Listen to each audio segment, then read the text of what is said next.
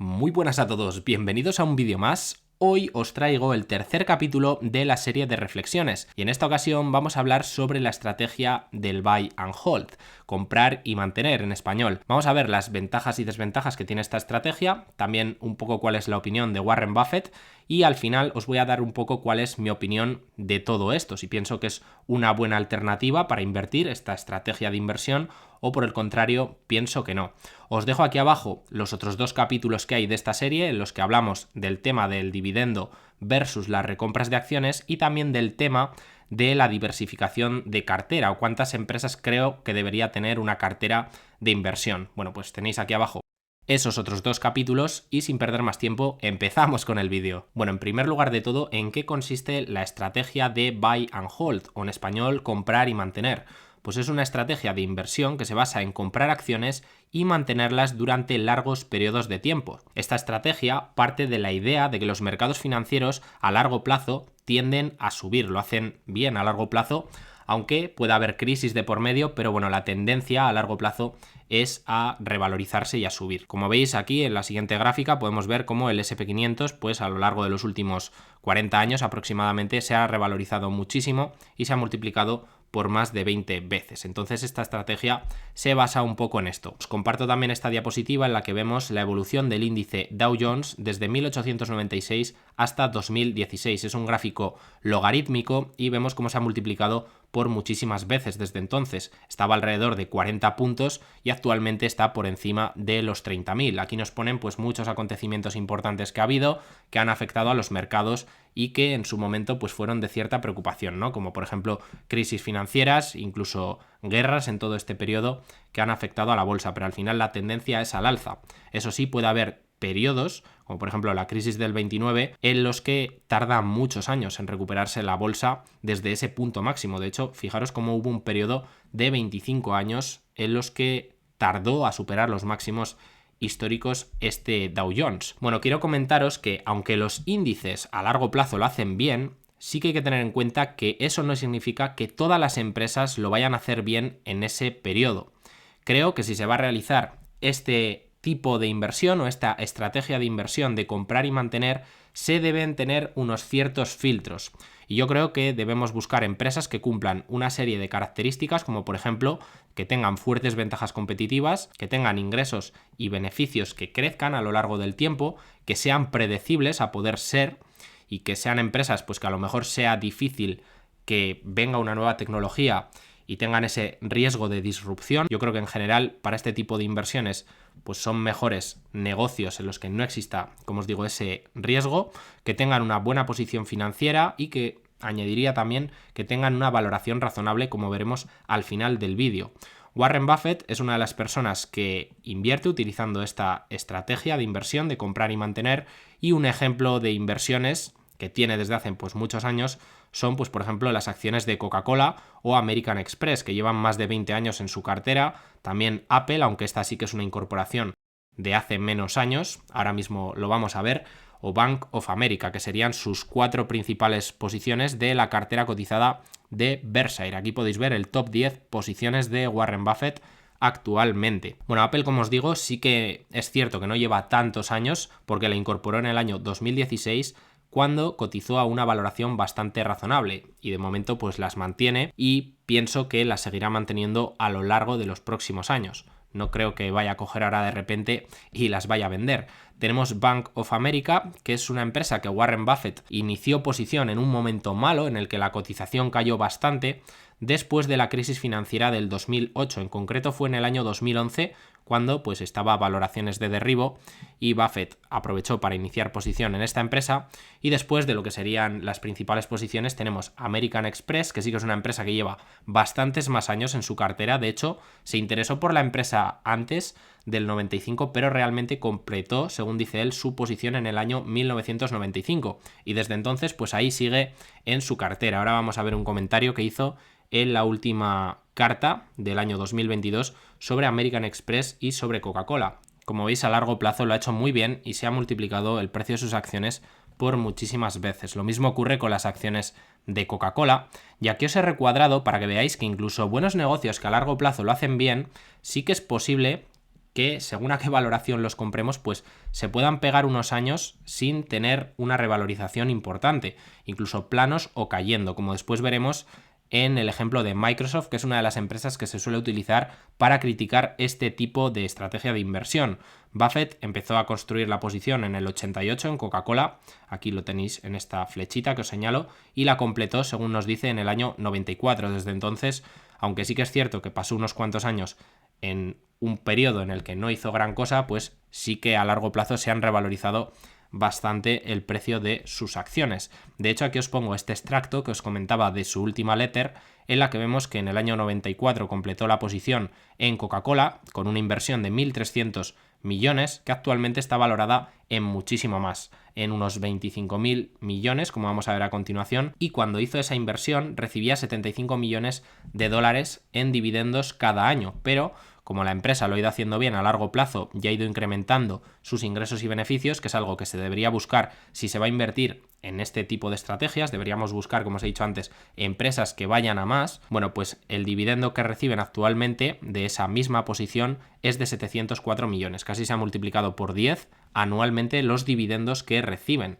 Fijaros, sobre una inversión de 1.300 millones en el año 94, ahora reciben cada año 704 millones, más de la mitad de la inversión total. Y además de eso, pues las acciones de Coca-Cola ahora valen 25.000 millones, cuando la inversión inicial fue 1.300. Algo parecido ocurre con American Express, en la que también invirtieron 1.300 millones, los dividendos que recibían en el 95 en este caso por esa inversión eran de 41 millones, pero como el negocio ha ido bien, ahora reciben 302 millones anuales y la inversión se ha multiplicado por unas 20 veces, está valorada en 22.000 millones de dólares, así que ahí veis la potencia que tiene invertir en buenas compañías a largo plazo, como por ejemplo Coca-Cola o American Express. Bueno, algunas de las ventajas que creo que puede tener este tipo de estrategias, pues evidentemente la primera que me viene a la cabeza es todo el tema de las transacciones de compra y de venta. Vamos a pagar menos dinero en comisiones. Esto puede ser algo que a lo mejor a los brokers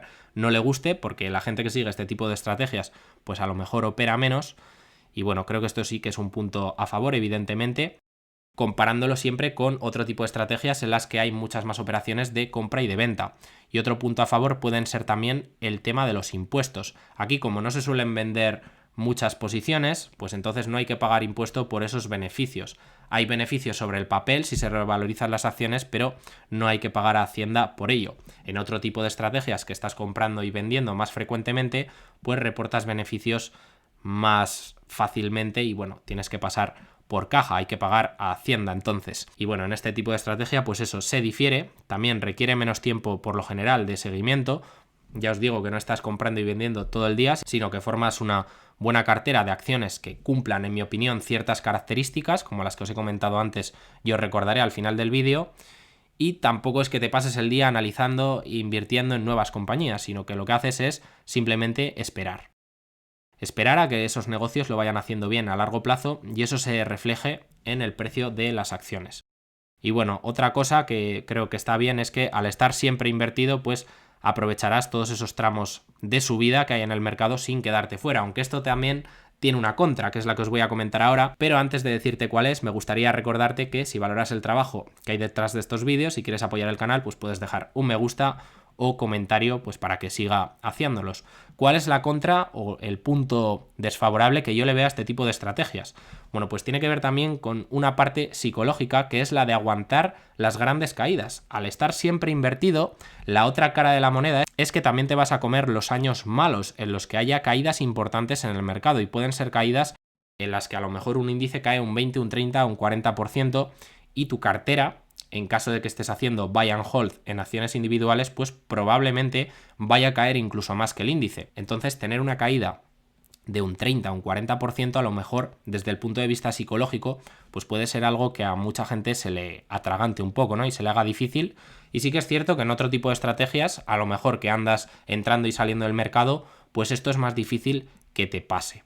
Entonces yo esto lo pondría como un punto de los negativos que tiene este tipo de estrategia. No hay ninguna estrategia que sea perfecta realmente, pero bueno, también creo que en esos años lo que se debería hacer, lógicamente, pues es aumentar las aportaciones en caso de que, por ejemplo, hagas aportaciones periódicas, y lo que no deberías hacer es dejarte llevar por el miedo del mercado y vender en el peor momento posible. Pero bueno, que sepamos que si estamos siempre en el mercado, pues de vez en cuando vendrán caídas duras, porque eso es así. Bueno, vamos a comentar también otra de las críticas que se le suele hacer, aparte del tema de Microsoft, que ahora os voy a comentar, pues siempre se suele poner de ejemplo que no es bueno hacer buy and hold o no es una buena estrategia por el tema de Japón. En el índice de Japón, en el Nikkei 225, hubo una mega burbuja en los años 80 finales y a principios de los 90, aquí lo podéis ver, de la que costó muchísimo tiempo recuperarse. De hecho, en el índice normal ni siquiera se han superado esos máximos. Si cogemos la versión con dividendos incluidos, ya estamos por encima de esos niveles, ¿vale? Pero lo que se suele decir es que se ha tardado muchísimas décadas en superar esos niveles, entonces no es bueno hacer este tipo de estrategia por ello. Bueno, pues esa comparación también hay que tener en cuenta que es un poco tramposa porque estamos cogiendo un índice que se había multiplicado pues por 7 o 8 veces en pocos años y en el que las valoraciones, que es algo que sí que importa en mi opinión y mucho, pues eran muy elevadas. De hecho, la burbuja fue tal que las valoraciones eran superiores a las 100 veces beneficios en el índice, lo cual es una auténtica barbaridad. Entonces, bueno, yo creo que es una comparación un poco tramposa porque también asume que un inversor invirtiera justo en el pico de la burbuja y no que, por ejemplo, hiciese aportaciones periódicas o que hubiera invertido los años previos. Claro, también hay que tener en cuenta, como os digo, que es que esto se multiplicó por muchísimas veces en poco tiempo y aquí no estamos teniendo en cuenta el factor de la valoración. Quizás poniendo un filtro de invertir en empresas que estén a valoraciones simplemente normales y no desorbitadas, pues esto se pueda evitar, ¿no? Pero bueno, este es uno de los ejemplos que se suele poner siempre. Vamos a ver qué dice Warren Buffett. Aquí os he recopilado algunas citas que tienen que ver con esto. Ya os digo que él es un inversor de largo plazo, no es un trader, aunque sí que es cierto que algunas operaciones que ha hecho pues han durado pocos trimestres, como por ejemplo el caso de Taiwan Semiconductor, pero normalmente, y de donde viene la mayoría de su retorno, es de la inversión a largo plazo. Por ejemplo, con las empresas que he mencionado antes, con Coca-Cola, con American Express, con Apple, aunque Apple no lleva tantos años, lleva unos 7-8 años en la cartera, pues ha generado un retorno impresionante. Buffett lo que dice es que su periodo de espera básicamente es para siempre, es decir, le gusta invertir a largo plazo. Dice también que si no estás dispuesto a quedarte con una acción durante 10 años, ni se te ocurra tenerla durante 10 minutos, es decir, que no inviertas en una empresa si tu visión no es a largo plazo. Bueno, esto es un poco lo que dice él. Desde luego que hay otras filosofías de inversión, hay gente que especula en el mercado y no pasa nada, si ahí les funciona bien, pues es totalmente respetable. Pero esta es una de las citas de Buffett. Y otra que está relacionada con lo que os voy a contar a continuación tiene que ver con la valoración de las empresas. Fijaros lo que dice y yo estoy muy de acuerdo con esto. Para un inversor, un precio de compra demasiado alto, pagar demasiado por las acciones de una compañía excelente, por muy buena que sea, puede deshacer los efectos de una década posterior de que la empresa siga creciendo y vaya bien, de desarrollos comerciales favorables. Sobrepagar por una empresa, pues bueno, pues puede causar esto. Y ese es el caso de Microsoft, que como aquí os pondré en pantalla, pues podéis ver cómo se mantuvo sin superar los niveles de la burbuja.com durante muchísimo tiempo, pero fijaros a qué valoraciones estaba cotizando, aquí os lo he recuadrado. En esos años 2000 de la burbuja, pues Microsoft llegó a estar valorada unas 80 veces beneficios, por lo cual a lo mejor un inversor que invierta en empresas sin pagar precios desorbitados por sus acciones, pues a lo mejor hubiera evitado esto y a lo mejor no hubiera invertido en Microsoft y en ese momento hubiera buscado otro tipo de empresas, simplemente por un tema de valoración. Por eso os digo que muchas veces se utilizan ejemplos para estas empresas que asumen que un inversor compró en los máximos de una burbuja. O sea, son comparaciones realmente pues un poco tramposas, ¿no? En mi opinión.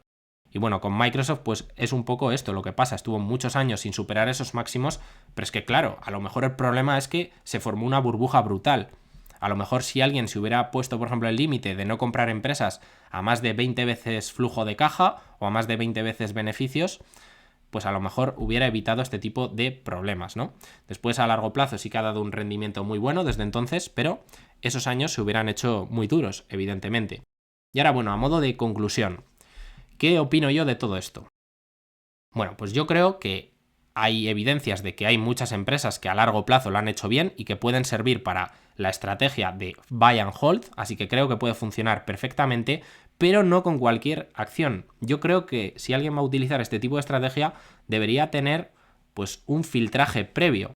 Y bueno, creo que algunas de las características, como os he dicho antes, que deberían reunir las empresas en las que se vaya a invertir para hacer buy and hold, pues son las siguientes, ¿no? Que tenga un moat o ventajas competitivas claras, como por ejemplo tiene Coca-Cola con su potente marca, o como por ejemplo tiene American Express también. Es una empresa también que tiene un moat increíble. Empresas que tengan una buena situación financiera. Eso también creo que es un punto importante y que siempre solemos comentar cuando hablamos de empresas aquí en el canal. El tema de la valoración, muy importante para que no pase lo que ocurrió con Microsoft. Y por supuesto tener cierta diversificación.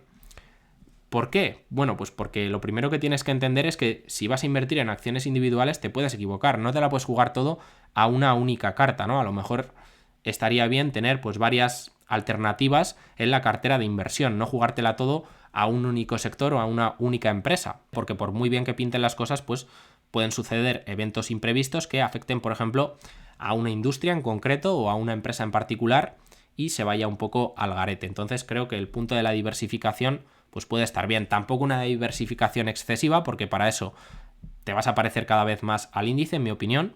Pues para eso a lo mejor es más interesante comprar un índice directamente, un fondo indexado, pero sí que es importante, o yo creo que tiene que haber cierta diversificación dentro de una cartera. Entonces, la respuesta, si me preguntáis, buy and hold sí puede ser una buena alternativa para invertir a largo plazo, puede ser una buena estrategia de inversión, pero no en cualquier acción y no a cualquier precio. No sé si vosotros añadiríais algún filtro más de estos que yo os pongo, pero bueno, yo creo que principalmente mínimo tiene que cumplir eso una empresa en la que se vaya a invertir a largo plazo. Y un punto muy importante es la valoración.